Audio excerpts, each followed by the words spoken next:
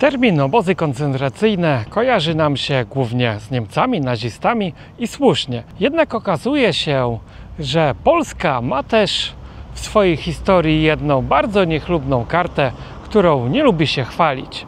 Przed II wojną światową w Berezie Kartuskiej istniał polski obóz koncentracyjny, w którym władza sanacyjna razem z Piłsudskim na czele więziła przeciwników politycznych. Zapraszam więc do obejrzenia filmu o tej niewygodnej historii z dziejów Polski. I jest to pierwszy film, który pokazuje to miejsce na żywo. O ile udało mi się znaleźć kilka materiałów, w których gadające głowy opowiadają mniej lub bardziej niestworzone historie na temat tego obozu, tak nikt z nich nigdy nie przyjechał do tego miejsca i nie pokazał, jak ono wygląda obecnie.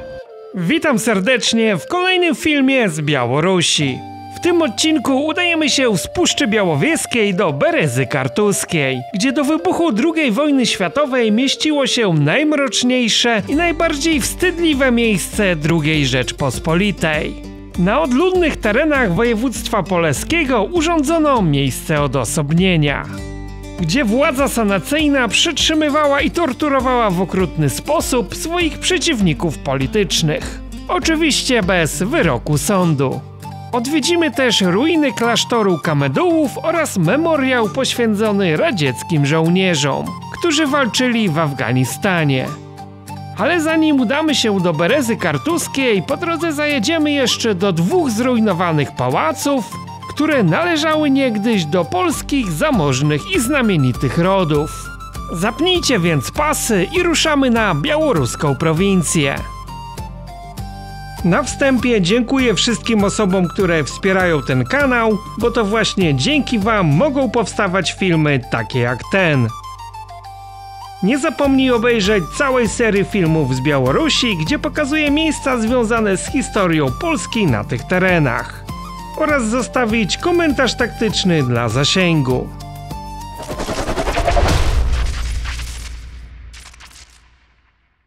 Główne drogi na Białorusi są w bardzo dobrym stanie. Te międzymiastówki często są lepszej jakości niż te w Polsce. Są przede wszystkim szerokie, są pasy zjazdowe, więc nie trzeba się zatrzymywać, jak auto przed nami chce skręcić. Ale jak już zjedziemy z głównej drogi i chcemy dojechać do jakiejś wioski, tak sytuacja się zmienia, bo z tego co widać, to wszystkie te takie drogi lokalne są szutrowe, ale są utwardzone, równe i szerokie. Zauważcie, że ta droga jest tak szeroka, że mogłyby się tu minąć spokojnie dwa kombajny. A my teraz zmierzamy do miejsca, gdzie stał niegdyś dwór szlachecki, ale o tym dopiero za chwilę. Już trzeba oddalić się trochę od tej granicy i na naszej drodze stoi pierwszy z zabytkowych obiektów, które zamierzam Wam pokazać. W wiosce Kasztanka, do której prowadzi tylko szutrowa droga, stoi dwór diakońskich, a w zasadzie to, co z niego zostało. Dwór jest ogrodzony, ale w płocie jest dziura, więc można sobie wejść do środka. Ponoć w 2016 roku ten obiekt został sprzedany, ale prywatny właściciel nic tutaj nie robił. Niby był tu pies, jakiś ochroniarz, ale póki co nikogo nie widział. No w zasadzie nie ma tutaj czego chronić, bo wszystko przedstawia obraz trwałej ruiny. Ale sam zarys dworu naprawdę wygląda fajnie. No, teren jest odkrzaczony, ktoś tutaj to wszystko kosi, więc nie jak wiele dworów, które są zarośnięte, nawet te w Polsce, które Wam pokazywałem, i nie możemy w ogóle przyjrzeć się bryle budynku. Oczywiście napiszecie, no Państwo tutaj wszystko zniszczyło, dlaczego jest to w takim stanie, jakim jest? Chcę tylko przypomnieć, że po polskiej stronie też wielokrotnie pokazywałem Wam w swoich filmach tego typu miejsca. Mamy ich setki, jak nie tysiące, które wyglądają dokładnie tak samo. I też możemy zadać takie pytanie, dlaczego państwo polskie nic z tym nie robi. Na tarasie zachowały się bardzo ciekawe płytki w kolorze niebieskim. Pomimo tylu lat ta farba, zobaczcie, że się trzyma. A dzisiaj po kilku latach może ściana wybaknąć. I od spodu mamy jeszcze kod producenta B&L. Nie wiem, co to znaczy. Może ktoś się zna i będzie w stanie zidentyfikować, jaki zakład, prawdopodobnie polski, produkował te płyty. W tym miejscu pewnie znajdowała się kiedyś oranżeria. Widać jeszcze metalowe kolumny. Poszycie dachu zostało zdjęte, tutaj rozebrane.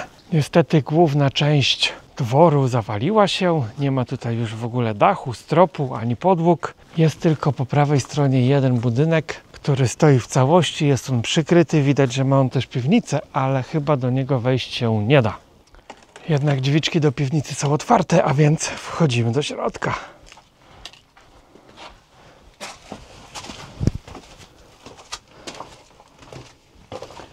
Skarbów już raczej tu nie znajdziemy, ale kto wie, ktoś zrobił sobie chyba w tym miejscu jakiś kurnik, albo trzymał świnie, no tak to wygląda, jakby były tutaj trzymane jakieś zwierzęta gospodarskie w niedawnych latach. Różne grzędy, ale czy będzie wyjście wyżej? Chyba nie. Czyli tu było wyjście na górę, ale niestety jest ono zabite dechami. Nie wyjdziemy tam. Schody zostały też zdemontowane. Do pałacu przylega oczywiście park. Nie jest on nawet w takim złym stanie. Wystarczyłoby troszeczkę wyciąć krzaczory i można by było zrobić tutaj piękne alejki parkowe. Z daleka myślałem, że to piłka, ale to jest pruchawka. No, dość spora, zobaczcie.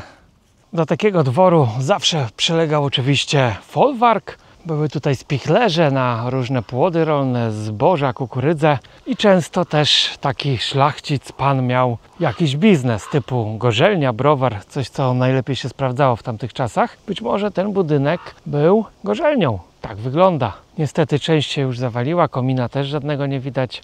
Sowieci po II wojnie światowej na bazie znacjonalizowanych majątków tworzyli kołchozy.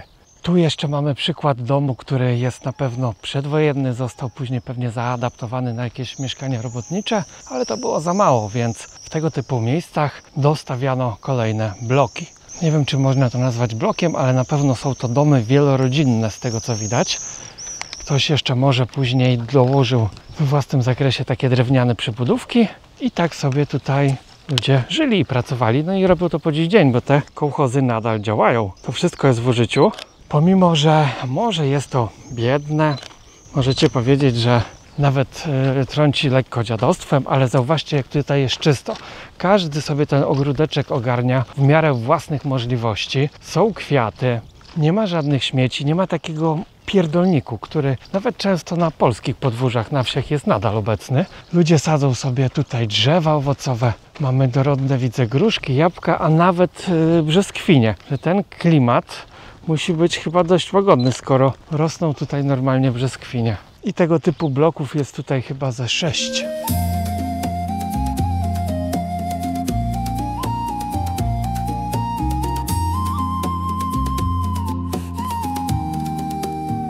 Ruszamy dalej przez bezdroża, aby dotrzeć do kolejnego dworu, tym razem dworu Tremblińskich. No ale zanim tam dojedziemy, to czeka nas urocza droga przez białoruską wieś.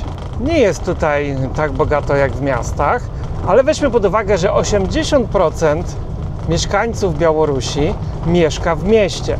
Czyli to, co tutaj widzicie, dotyczy powiedzmy tylko tych 20% obywateli. Dlaczego tak jest? Pomimo, że Białoruś ma niby opinię kraju rolniczego, tak władzy zależało bardzo, aby rozwijać miasta, rozwijać przemysł i ci ludzie byli nawet siłą przysiedlani do miast. Jedziemy główną drogą numer 2. Pomimo, że nie ma tutaj asfaltu, droga jest równa i można naprawdę komfortowo się tędy przemieszczać. W odróżnieniu od polskich dróg, które są pozbawione nawierzchni asfaltowej, tak są one często nieprzejezdne, a tutaj jest to równe i o ile mocno padało przez ostatnie dni, błoto jest po obu stronach niemiłosierne, tak ta droga jest sucha. Droga jeśli jest, tak jest bardzo dobrej jakości. Tutaj kończy się wieś i dokładnie w tym samym miejscu kończy się droga. Gdyż dalej nie jest już potrzebna. Tą drogą pewnie dojedziemy gdzieś do innej wsi i tam może będzie znów asfalt, ale na pewno prowadzi ona też na okoliczne pola. Widać, że żniwa są akurat w pełni, wszędzie pełno kombajnów, a pola niektóre są tak potężne, że ciągną się aż po sam horyzont. Ku mojemu zaskoczeniu kolejny PGR gdzieś w polach, ale dotarliśmy wreszcie do dworu Tremblińskich. W osadzie linowo pomiędzy blokami z PGR-ów, kołchozów, przepraszam, tutaj są kołchozy. Na początku XIX wieku w tym miejscu na terenach majątku Linowo, liczącego ponad 4000 hektarów, Wincenty Trębicki, który był szambelanem króla Stanisława Augusta Poniatowskiego, wybudował dla swej rodziny pałac w stylu klasycystycznym. Spłodził w nim i wychował 3 synów, którzy zostali później oficerami Wojska Polskiego. Jeden z jego synów, Władysław, porucznik artylerii, po powrocie z powstania listopadowego, za udział w którym został odznaczony krzyżem Virtuti Militari, oddał się swojej pasji, czyli zbieraniu książek. W ciągu kilkudziesięciu lat zgromadził w tym dworze księgozbiór liczący kilka tysięcy egzemplarzy. Książek, rękopisów, map i starodruków, w tym wiele unikatów i białych kruków. Władysław Trębicki zmarł w 1861 roku, a jego spadkobiercy sprzedali zbiory Konstantemu Zamojskiemu, po czym trafiły one do Biblioteki Ordynacji Zamojskiej w Warszawie. Stojący tu obecnie budynek pochodzi jednak z początków XX wieku. Był wielokrotnie przebudowywany, a jego ostatni właściciel, Kazimierz Trębicki, opuścił go na zawsze we wrześniu 1939 roku. Po wojnie w budynku urządzono biura fabryki krochmalu, która znajduje się tuż za murem obok pałacu, a w jego skrzydłach mieszkania dla jej pracowników. A przed wejściem do dworu ustawiono statuę oczywiście Lenina, który zdobi wiele tego typu miejsc na Białorusi nadal. Nie ma tu żadnych tablic informacyjnych, jest jedyna tabliczka, która mówi o tym, że jest to zabytek klasy państwowej oraz kod QR, z którego być może dowiemy się coś więcej o tym miejscu. Udało się wejść do piwnic, ale niestety sytuacja jest podobna jak w poprzednim dworze. Schody zostały rozebrane, a samo wyjście na górę zabite dechami. Oczywiście na pewno w trosce o bezpieczeństwo, jak to zawsze mówią. Naprawdę dwór był duży, nie ma to tamto. Z drugiej strony dwór dopiero przedstawia prawdziwy obraz nędzy i rozpaczy. Widać, że nie ma stropów, więc może i dobrze, że nie wyłaziłem po tych rusztowaniach na górę, bo mogłoby to się źle skończyć. Ale widać, że też to miejsce jest jakoś tam odkrzeczane systematycznie. Jak pokazywałem wam nawet kilka takich dworów w Polsce, to nie dało się ich nawet zobaczyć, jak one wyglądają. Były tak zarośnięte. Tutaj ktoś o to dba. Prawdopodobnie to miejsce, przynajmniej w części, bo widać jak gdyby 2 stany zachowania. Skrzydło lewe jest w lepszym stanie. Prawdopodobnie działało do co najmniej 93 roku. No tu w środku jakieś napisy. Tam jakieś kanapy, siedlisko miejscowej młodzieży, ale deski są dość nowe, czyli zostało to zabezpieczone bardzo niedawno. Rzuciło mi się w oczy też, że przy każdym takim osiedlu, na każdej wiosce mamy kanał dla samochodów, aby je sobie własnoręcznie naprawić. O, są nawet stoliki, żeby położyć sobie narzędzia. Super sprawa i nie musimy z byle gównem jechać do warsztatu.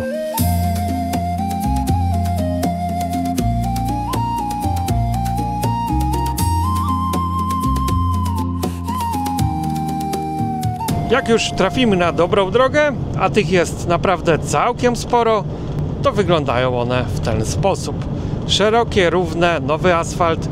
Póki co, o ile ten asfalt jest, nie trafiliśmy na drogę dziurawą. Tu jeżeli ta droga jest, tak jest faktycznie utrzymana w bardzo dobrym stanie. Warto też wspomnieć o tym, że każde miasto, nawet malutkie miasteczko czy większa wieś ma obwodnicę. Nie musimy przedzierać się przez te tereny zabudowane, bo tutaj naprawdę prawie każda miejscowość jest otoczona obwodnicą, która wyprowadza i tak mizerny ruch poza dużymi miastami na zewnątrz. Coś, czego nam w Polsce mocno brakuje. W centrum Berezy Kartuskiej, przy ulicy Lenina, możemy natrafić na taki niepozorny pomnik, obelisk, który, jak głosi tabliczka z kodem QR, został sfinansowany, odnowiony, odremontowany w 2023 roku, czyli dość niedawno. Dowiemy się z niego, że w tym miejscu przed II wojną światową działał polski obóz koncentracyjny, zwany Berezą Kartuską. Dość niespotykane płytki chodnikowe, wykonane z jakiegoś takiego betonu i kamieni w nim zatopionych, zostały wykonane przez więźniów obozu. Nie wiem, skąd oni to jeszcze wzięli, ale te płytki zostały tutaj wyeksponowane dookoła tego pomnika Inspiracją do powstania tego obozu była wizyta ministra propagandy III Rzeszy Goebbelsa w Gdańsku. Wygłosił on tam wykład o zaletach obozu koncentracyjnego w Dachau. Polskiej władzy sanacyjnej tak się ten pomysł spodobał, że zaczęli kombinować, jakby tu stworzyć taki obóz na terenach Polski i zamykać w nim wszystkich przeciwników politycznych. Oczywiście bez wydania wyroku. Jednak aby móc coś takiego w ogóle zorganizować, nawet w tamtych czasach, potrzeba było jakiegoś solidnego powodu. I taki powód nadarzył się, kiedy to ukraińscy nacjonaliści razem ze Stefanem Banderą dokonali udanego zamachu na ministra spraw wewnętrznych Bronisława Pierackiego. Ten zamach dał pretekst polskiej władzy sanacyjnej, aby stworzyć miejsce odosobnienia, bo tak się to miało fachowo nazywać, w Berezie Kartuskiej. Oficjalnie dekret o powstaniu tego miejsca podpisał prezydent Ignacy Mościcki, ale to sam Józef Piłsudski był inspiratorem powstania tego obozu. I kiedy później był pytany wielokrotnie przez dziennikarzy czy innych polityków na temat istnienia tego miejsca, dlaczego to wszystko może funkcjonować, odpowiedział krótko: w państwie porządek musi być.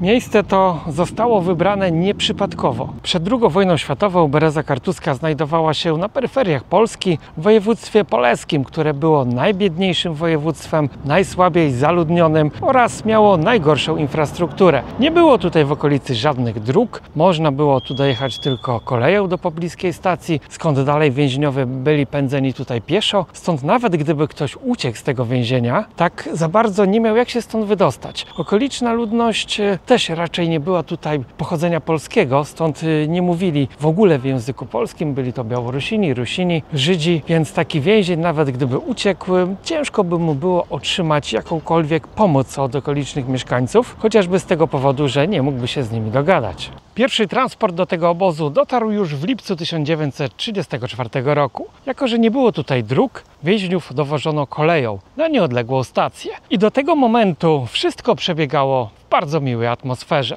Konwojowali ich zwykli policjanci. Pierwszy transport przez całą drogę tak się zżył z konwojentami, że po drodze podczas postojów na różnych stacjach zaczęto kupować alkohol. Pamiętajmy, że byli to więźniowie polityczni, a nie kryminaliści, więc mieli pieniądze, często pochodzili z zamożnych, dobrze sytuowanych rodzin, zakupili po drodze mnóstwo alkoholu, zakąski i zaczęła się impreza. Atmosfera tak się rozluźniła, że kiedy pociąg dotarł na stację końcową, niektórych pasażerów, w tym policjantów, trzeba było wynosić z pociągu. Jednak na stacji nie było już tak miło. Więźniów przejęli nowi konwojenci, a wszyscy policjanci, którzy obstawiali ten pierwszy transport, zostali dyscyplinarnie zwolnieni z pracy. Absurdem oczywiście jest to, że aby stać się więźniem tego obozu, nie trzeba było otrzymać żadnego wyroku sądu, a nawet zarzutów. Trafić można tutaj było wyłącznie na podstawie decyzji administracyjnej, którą wydawał wojewoda. Czyli na przykład wojewodzie nie spodobałby się mój film, niekoniecznie ten, ale jakikolwiek inny, wydałby rozporządzenie, że należy mnie umieścić w obozie koncentracyjnym na 3 miesiące, bo na tyle wydawało się takie zalecenie. Oczywiście można było to przedłużać w nieskończoność, do momentu, aż takiego człowieka się złamie, podpisze każdy papier, przyzna się do wszystkiego i wtedy mógłby trafić do więzienia, ewentualnie umrze. I niekoniecznie w tym obozie, bo tak naprawdę tutaj zmarło tylko kilkunastu osadzonych, ale nikt nie wie, ilu zmarło naprawdę, gdyż większość osób, która przeszła przez to piekło, zmarła w ciągu kolejnych miesięcy bądź lat na choroby, których się tutaj nabawiła. Przede wszystkim były to choroby nerek, dlatego że nie dawano ludziom pić, nie dawano też odpowiedniego jedzenia oraz nie pozwalano się wypróżniać. Częstą karą było stanie na stojąco przez wiele godzin w ciasnym karcerze bez możliwości wypróżniania się, co prowadziło później do poważnych konsekwencji zdrowotnych. Wypróżniać się więźniowie mogli jedynie na komendę rano i wieczorem. Jeżeli komuś akurat się wtedy nie chciało, tak musiał trzymać swoje fekalia w swoim własnym ciele przez cały dzień, ewentualnie narobić w gacie. Kompleks obozu ulokowano w dawnych carskich koszarach. Pierwszy budynek od strony ulicy mieścił kwatery policjantów, gdyż ten obóz nie był ochraniany przez służbę więzienną, jak to było w przypadku wszystkich więzień na terenie Polski, zarówno wtedy, jak i teraz, tylko przez zwykłych policjantów oddelegowanych do tej służby. Ich kwatery oraz biura tego obozu mieściły się właśnie w tym budynku. Dziś w tym budynku są różne sklepy, jest supermarket spożywczy, jest jakiś sklep meblowy. Zostało to wszystko zaadaptowane na jakieś tam cele gospodarcze. Jak widzicie, budynek został całkowicie odremontowany. Kiedyś w tych pokojach mieszkali policjanci, dziś są tutaj sklepy. Zrobili z tego miejsca dom handlowy. No nawet nie ma co pokazywać, bo nic ciekawego tu się nie znajduje. Policjanci, którzy zostali oddelegowani do pilnowania więźniów, zwykle skończyli sami bardzo marnie, gdyż służba w tym miejscu powodowała różnego rodzaju zaburzenia i choroby psychiczne i większość policjantów, która wróciła później do normalnej służby, już się do niej nie nadawała. Byli oni odsyłani albo na emeryturę, albo na zwolnienia, gdyż nie byli w stanie pełnić normalnej służby. Przejawiali często niekontrolowane wybuchy agresji, bili przypadkowe osoby bez powodu na ulicy, stąd powszechnie było wiadomo, że służba w tym miejscu łamie psychikę zarówno więźniów, jak i tych, którzy musieli ich tutaj pilnować. Obecnie w samym budynku więzienia na dole mamy udostępnione 2 pomieszczenia, w których jest ekspozycja na temat tego, co się tutaj działo. Na górze jest też małe muzeum miejskie, etnograficzne z pracami dzieci z lokalnych szkół muzycznych i plastycznych. Sam budynek został zaadaptowany w większości na jakieś różne cele kulturalne. Znajdują się tu również biura, jest też pizzeria. Gdyby nie napis na froncie budynku, tak to miejsce w ogóle nie przypominałoby o tym, co się tutaj kiedyś działo. W tym miejscu, gdzie teraz mamy pizzerię i plac zabaw, był kiedyś spacerniak. Tutaj więźniowie mogli zażywać świeżego powietrza, a dziś jest to piękny park rekreacyjny. Niesamowite, jak zmienili tutaj krajobraz. Możemy sobie zjeść pizzę i wypić piwo w budynku obozu koncentracyjnego. Widzę też pokaźne nagłośnienie, czyli wieczorami muszą odbywać się tutaj jakieś imprezy, potańcówki. W dalszej części budynku umieszczono szkołę artystyczną, a tutaj mamy malutki skatepark. Zwróćcie też uwagę na ławki, jakie one mają tutaj wymyślne kształty. Nie są to takie zwykłe, proste ławki. Pewnie mieści się tu również szkoła muzyczna, skoro są różne elementy instrumentów oraz spory pomnik gitary na środku. Ciekawe, czy te dzieci zdają sobie sprawę, gdzie one się uczą dzisiaj. Ale pamiętajmy też, że to miejsce nie było obozem zagłady. Nie tak jak w Auschwitz, gdzie głównym celem było to, aby jak najwięcej ludzi opuściło to miejsce przez komin w postaci dymu. Tak tutaj było zupełnie odwrotnie. Celem Berezy Kartuskiej było złamanie człowieka, wycieńczenie go, ale nie doprowadzenie do śmierci, gdyż jak ktoś umrze, no to są statystyki, no gdzieś trzeba to wykazać, ktoś będzie później o to pytał, gdzieś to zostanie w papierach, więc oficjalnie w tym miejscu umarło, bądź można powiedzieć wprost wykończono tylko kilkanaście osób. A dlaczego? Kiedy ktoś już był na wykończeniu, tak zwalniano go, wypisywano go stąd, wypuszczano za bramę i rób ta co chce ta. Jeżeli ktoś był na skraju wyczerpania fizycznego, to i tak umierał w niedługim czasie. Tych zgonów nikt nigdy nie ewidencjonował i na dobrą sprawę nie ma żadnych prawdziwych statystyk, ile osób wykończono w tym obozie koncentracyjnym. W miejscu, gdzie dziś mamy parking, w czasach działania obozu były baraki, w których więźniowie pracowali. No, też chciano ich wykorzystać do jakichś tam prac, więc robili na przykład takie płytki chodnikowe. A gdzieś tutaj z tyłu znajdował się kolejny karcer. Jak jeden malutki był w środku, taki podręczny, tu był jeszcze betonowy budynek w kształcie bunkra i gdzieś w tym miejscu trzymano też więźniów. Dookoła tego terenu też były rozlokowane wieże strażnicze. Stan osobowy obozu zwykle wynosił około 600 osadzonych, więc policjantom łatwo było ich upilnować. Oczywiście pojedyncze ucieczki też się zdarzały, ale pod sam koniec działania obozu zrobiono z niego jeszcze miejsce internowania i trzymano tutaj około 3000 osób. Osób, które były podejrzane o wrogą działalność. W razie wybuchu II wojny światowej, co nastąpiło kilka miesięcy później, te osoby mogłyby pomagać wrogim wojskom w różnych działaniach. Stąd podejrzane elementy były zawczasu internowane, odosobnione, aby nie mogły prowadzić na przykład wrogich wrogich działań dywersyjnych. Wtedy stłoczono tutaj około 3000 osób i bardzo wiele z nich uciekło, gdyż policjanci nie byli w stanie ich upilnować. Wystarczyło się oddalić, zapuścić w lasy, które otaczały to miejsce i zniknąć. Z tyłu za budynkiem więziennym mieściła się kuchnia i łaźnie. Dziś ten budynek jest zaadaptowany na jakiś budynek użyteczności publicznej. Teraz jest to centrum miasta. Są tutaj wszystkie urzędy, sklepy, jakieś kawiarnie i gdyby nie malutki pomnik i napis na samym budynku więzienia, tak przejechalibyśmy tędy na pewno obojętnie, nie wiedząc o tym, co tutaj się działo niecałe 100 lat temu. Pomiędzy ceglanymi budynkami, które z pewnością pamiętają czasy istnienia tego obozu, jest wejście do podziemi. Może tu właśnie mieścił się karcer. Ten budynek ewidentnie został odnowiony, ktoś coś próbował tutaj zrobić, ale nic się tu nie dzieje ewidentnie, ale są kamery. Nie wiem dlaczego, ale tego miejsca nie da się znaleźć na mapach Google'a. W ogóle nie da się wyszukać tego miejsca w internecie. Nawet kiedy zwiedzaliśmy ten budynek w środku, do zwiedzania jest udostępniona tylko niewielka część, to są dosłownie 3 sale plus to muzeum etnograficzne. Cały czas były z nami 2 kobiety, które nie odstępowały na krok i patrzyły na każdy ruch. W tym filmie przedstawiłem Wam tylko krótki zarys tego miejsca, a jeżeli interesuje Cię historia obozu w Berezie Kartuskiej, zapraszam do obejrzenia kompletnego materiału, który dla Was nagrałem, a znajduje się on na moim drugim kanale Na Tropie Historii. Link do filmu o obozie w Berezie Kartuskiej zostawiam Wam oczywiście w opisie filmu. Tego typu sytuacja oczywiście była bardzo wygodna dla ówczesnej władzy, i obecna władza w każdym kraju chciałaby mieć dokładnie takie same możliwości, aby pozbyć się swoich przeciwników politycznych na podstawie jednej decyzji i jednej osoby.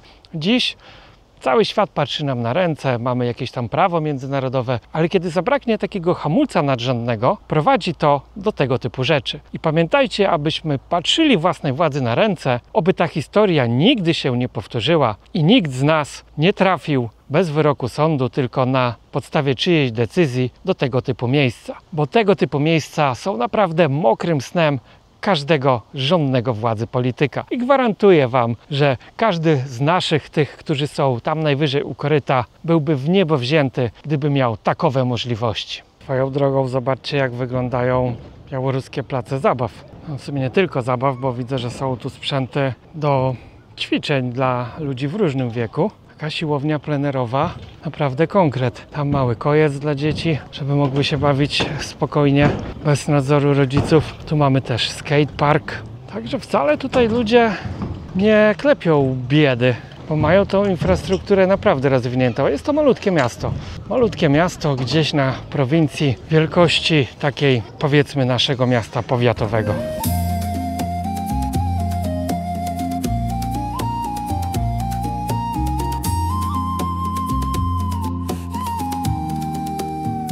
Kolejnym miejscem związanym z historią Berezy Kartuskiej są ruiny zakonu Kartuzów. Tak, już teraz wiecie, skąd wzięła się nazwa tej miejscowości. Jedyną zachowaną w dobrym stanie częścią tego kompleksu jest brama wjazdowa, która została niedawno odrestaurowana, ale niestety cała pozostała część przedstawia obraz nędzy i rozpaczy. Klasztor ten został ufundowany przez Kazimierza Leona Sapiehę w 1648 roku i był jedyną kartuzją w Wielkim Księstwie Litewskim oraz jedną z 3 w całej Rzeczpospolitej obojga narodów. Klasztor został wybudowany przez włoskiego architekta i miał kształt 6-kątnej twierdzy. Pełnił więc on funkcje obronne. Otoczony był wałami i fosą, które niestety się dzisiaj nie zachowały, a po kasacie klasztoru w XIX wieku był wykorzystywany przez wojsko. Ponoć był przeznaczony również na cele obozu odosobnienia, który mieścił się nieopodal. Nie znalazłem jednak informacji, które by to potwierdzały, ale na pewno znajdował się tutaj obóz internowania, czyli trzymano tutaj element niepewny tuż przed wybuchem II wojny światowej, aby na przykład nie prowadził jakiejś dywersji.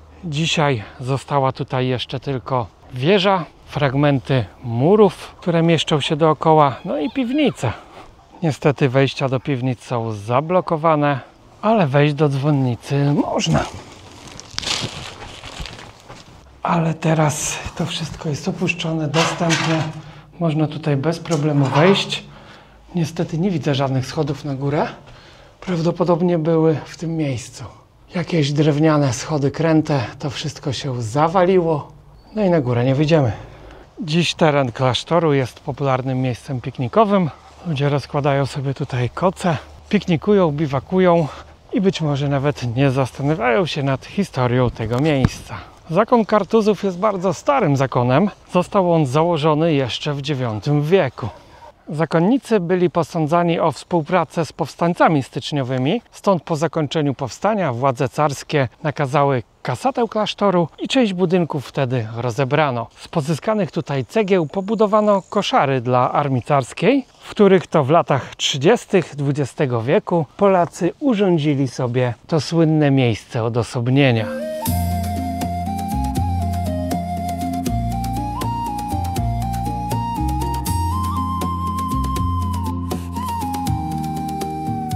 W centrum Berezy Kartuskiej, przy ulicy Lenina, mieści się piękna cerkiew Michała Archanioła, a obok niej usadowiono memoriał żołnierzy, którzy polegli w wojnie w Afganistanie. Związek Radziecki najechał w Afganistan, zresztą bezskutecznie, tak jak i Amerykanie. Wielu Rosjan, Białorusinów, Ukraińców i innych obywateli Republik Radzieckich poległo w tej wojnie. Nie inaczej było z Białorusią. Tutaj niedaleko miasteczka mieści się spora baza wojskowa, stąd i ci żołnierze pojechali na tą wojnę, więc władze radzieckie postanowiły postawić w mieście taki memoriał. Obok pomnika postawiono śmigłowiec Mi-6, Mi-24, zestaw przeciwlotniczy Siłka, transporter opancerzony BTR i jakiś samolot z rodziny MIG-ów zapewne.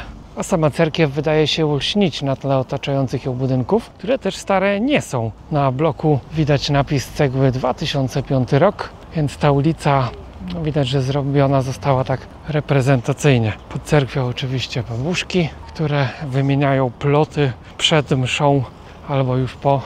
I w każdym z takich parków jest publiczna, bezpłatna toaleta. No, może nie należą one do wysokich lotów, pamiętają czasy Sowieckiego Sojuzu. Trochę tu śmierdzi, ale ogólnie ważne, że jest i nie trzeba oddawać swych potrzeb gdzieś w parku, tylko można na narciarza w takim miejscu. W Polsce nie ma już kiosków ruchu, ale tutaj proszę. Jeszcze są tabak, ale pewnie oprócz papierosów kupimy tu mnóstwo innych rzeczy.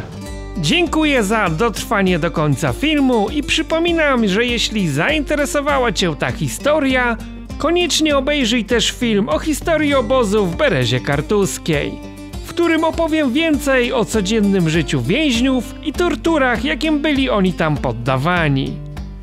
Zapraszam również do obejrzenia całej serii filmów z Białorusi, jak i kolejnego odcinka, w którym odwiedzimy miejsca związane z polskim bohaterem narodowym Tadeuszem Kościuszko. Kościół, w którym ochrzczono Tadeusza oraz jego rodzinny drewniany dworek, który położony jest obok potężnego Pałacu Pusłowskich. Na koniec nie zapomnij zostawić łapki w górę i podzielić się wrażeniami w komentarzu. Możesz też rozesłać ten film swoim znajomym, będę bardzo wdzięczny. Do zobaczenia w kolejnym odcinku, cześć!